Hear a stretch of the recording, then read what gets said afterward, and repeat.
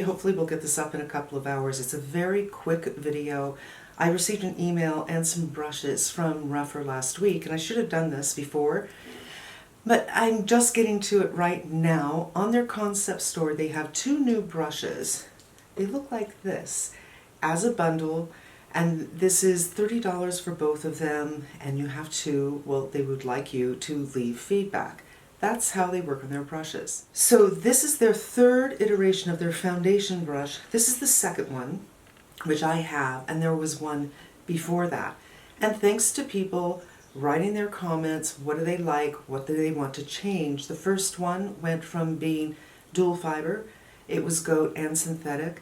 They asked for something that was synthetic, and they came out with this one, which was the BO2, and came back and said, make it fuller and make the slant a little more slanted, a deeper slant. And you can see, if you happen to have this brush here, you can see the difference. This is much, much wider. The slants are different. And to me, this is less dense than this. So to me, this is like a slanted kabuki brush, but this one not so much. And I wasn't sure I was going to like this, but I did use this the other day, and I was deeply surprised how much I did like it. They didn't talk much about this in the email, but this is the concealer brush. As you can see, it's a very similar shape on a smaller scale. So let's look at the BK Beauty 101. I feel that these are very similarly shaped, but the BK Beauty 101, really, really similar, very similar, is denser. So it's more like a kabuki over this one. And because this is black, you can't really see how these fibers are moving so nicely, where these, they just feel more packed. And because they're packed, they're great for stamping, but it's a different experience. And we'll take the Angie Hot and Flashy, and these are similar. The Angie is bigger. The slant is different. The Angie is more deeply slanted, and it's wider. I love this brush too because, hello, I'm 62 in a month or two, and the skin under the eyes is so fragile, so thin.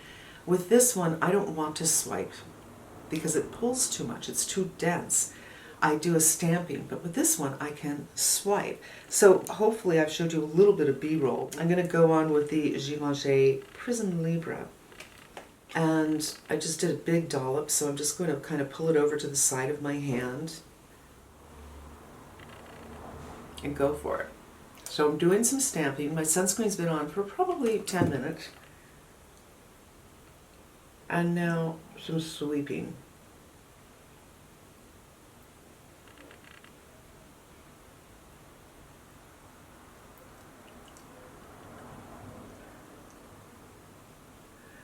So this slant, you can see how, I'm going to do a close-up right around my nose. You can see how it's not as dense, and I can really get with the nose because this is so flexible.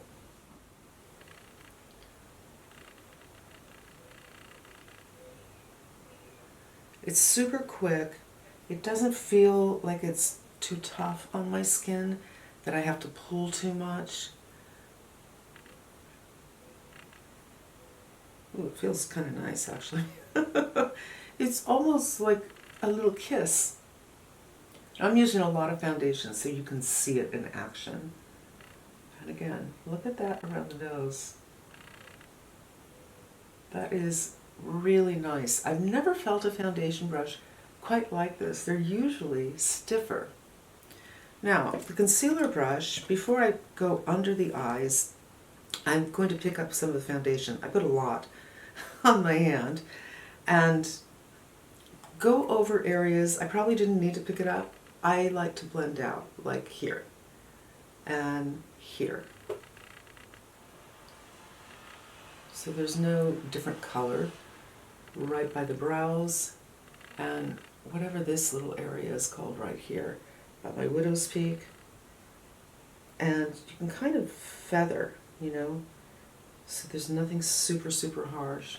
And normally I would go in with something like this around the nose, but the nose has gotten a really good dispension, for lack of a better word. Dispension, not really a word, I don't think.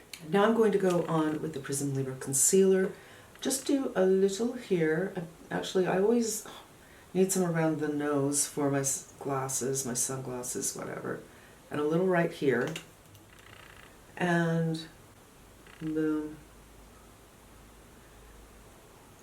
I really have no issues with doing a swipe.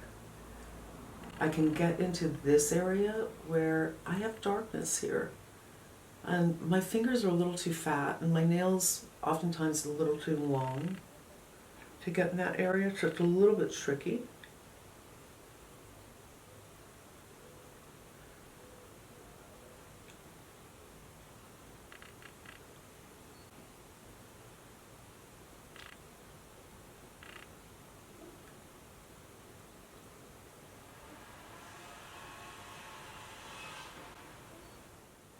And now I'm kind of tipping it over, so I'm getting this part right here under my lash line, because I do have some color right there. So it's a workable, flexible brush. I imagine, if it's clean, or if you have two of them, this might be really good with powder, if you want to be so super specific with powder, like right in here. But that's it, you guys. I just wanted to do a quick video showing you these. They've been on the site for a couple of days, and now you know about it. My link is down below, and yeah, that's it. My regular video will probably be up on Friday, and I'll see you then. Hope you're having a fantastic summer.